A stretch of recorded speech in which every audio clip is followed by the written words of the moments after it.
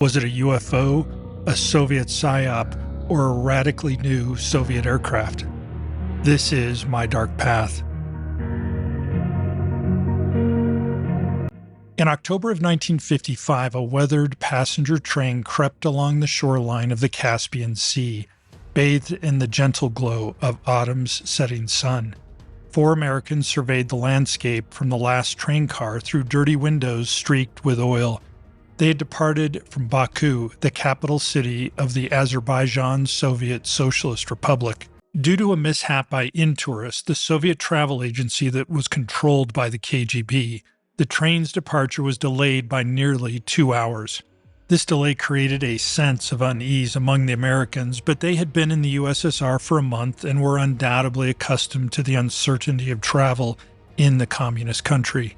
In one compartment, 3 of the Americans, Army Lieutenant Colonel Edward N. Hathaway, Washington, D.C. Attorney Reuben Efron, and California businessman Robert Grow, were immersed in a conversation.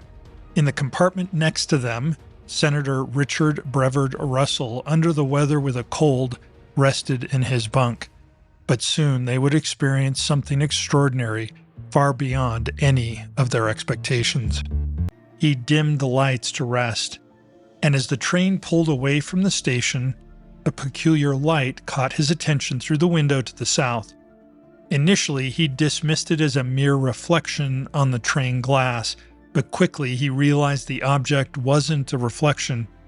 It was spinning, glowing a yellow-green color, and it quickly flew into the sky on a nearly vertical trajectory. Excited, Russell ran to his fellow travelers in the adjacent compartment, exclaiming, quote, "I just saw a flying saucer," end quote.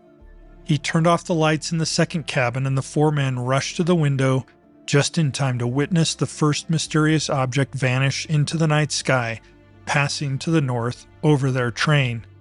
Grow struggled to retrieve his cameras from his luggage to capture the phenomena, and in the meantime a second object appeared and seemed to follow the trajectory of the first. To Hathaway and Efron, the object appeared circular, roughly the size of a fighter jet, but it rotated. It seemed to have a faint glowing color like fire or sparks coming from underneath it. But there was no sound, and it left no smoky trail like an airplane or a rocket would. They observed the 2 objects revolving to the right like a discus in flight during their ascent. Each object had 2 lights on top.